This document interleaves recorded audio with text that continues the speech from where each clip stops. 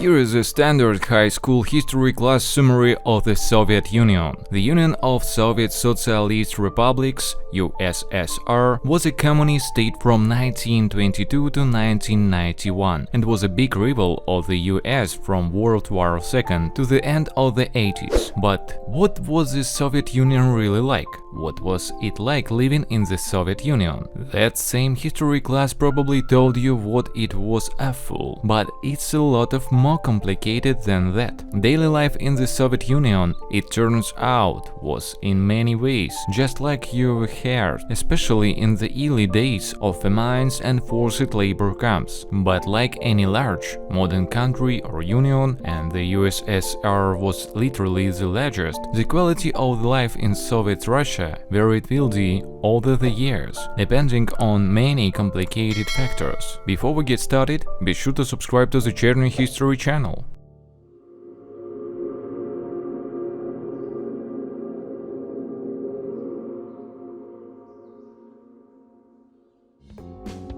It sounds wild, but it took until 1211 for beer to be defined as an alcoholic beverage in Russia. Prior to that, legislation classified it as a foodstuff, meaning it could be sold like a soft drink. This meant it could be sold in street kiosks and could be imbibed openly in just about any public place in the country. During the Soviet era, Mikhail Gorbachev learned the hard way not to mess with alcohol sales. Historians think his attempt to ban liquor hastened his downfall.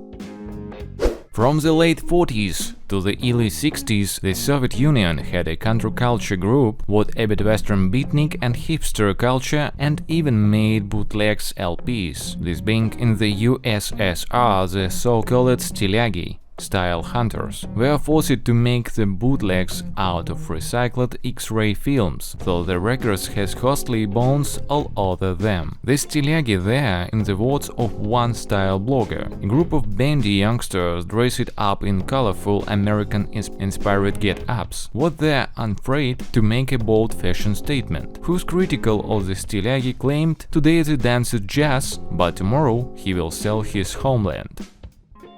McDonald's and Coca-Cola are often cited as being the two American companies with the most worldwide influence and reach. But did you know that Pepsi-Cola made it into the USSR first? It's true, Pepsi was available in the Soviet Union 21 years before McDonald's and 16 years before Coca-Cola. It had a lot to do with Pepsi's appearance at an exhibit at Moscow's Sokolniki Park in 1859. There the soda was given out for free in disposable paper cups. The Soviets struck a deal with Pepsi a decade later that also included the distribution right for Stolichная vodka.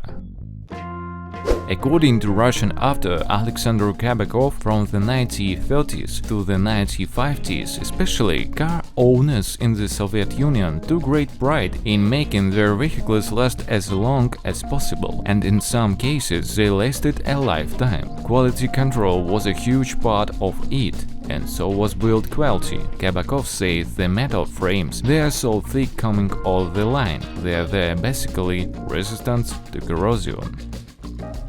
Everyone's heard of long Soviet-bred lines, but what's not even the half of it? Even a self-proclaimed well-off American student living in Moscow in the mid-60s says that getting any food was a tremendous chore. Dr. Naomi F. Collins says that exhaustion followed her in the efforts of daily living. Even buying staples like cheese and rice took forever because you had to stand in long lines for nearly every item you wanted. Even after waiting, you didn't get the item directly. You had to go vouchers at each station and pay a cashier before going back to the station and picking up your items.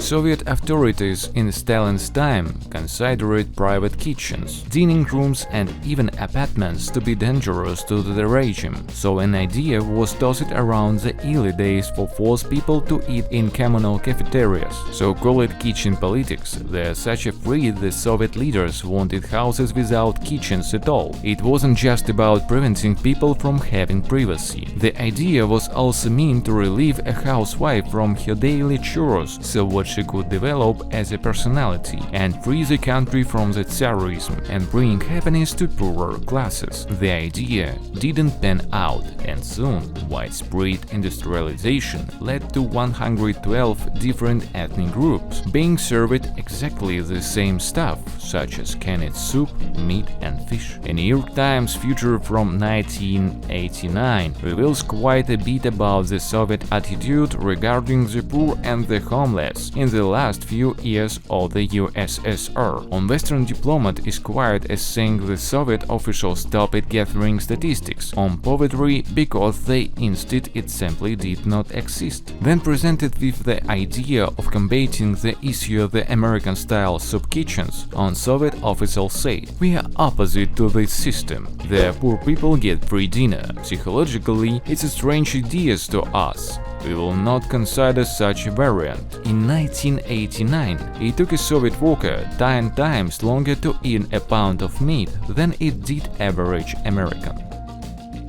Konstantin Simis reported in 1984 was the ruling elite in Moscow, despite there being a nationwide food shortage, ate like kings using the so-called Kremlyovskaya Stolovaya or Kremlin canteen. The canteen was a network of special stores what sold food of particularly high quality, to whose the special passes, sausages, fish delicious, cheeses, bread, vodka, cakes, as well as fruits and vegetables, produced and ground on state farms that supply the canteen system exclusively. There was also American cigarettes, Scotch whiskey, English gin and pharmacies that sold prescriptions you couldn't find anywhere else in the country. Facing accusations of religious obscurantism and anti-communism, heavy metal bands such as Black Sabbath, Nazareth, Iron Maiden and Judas Priest, they are on a secret blacklist kept by the Soviets and distributed to party officials in 1985. Plenty of pop and indie acts made the list too.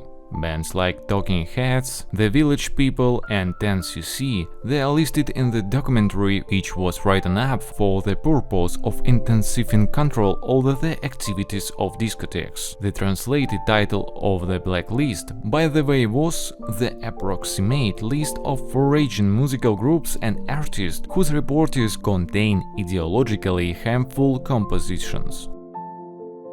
This may seem like a minor thing, but for secret agents trying to use fake passports, this was a huge deal. Passports in the USSR used staples that would corrode and get rusty. American passports, however, used stainless steel staples, so anyone trying to pass their fake Soviet passport off as a real one gave themselves away if they are using the wrong staples. And FSB, Federal Security Service, which is like the new KGB, official told the Chicago Tribune what hundreds of American agents got caught because they didn't know this. So, this is the Cherny History channel, and sorry for my English.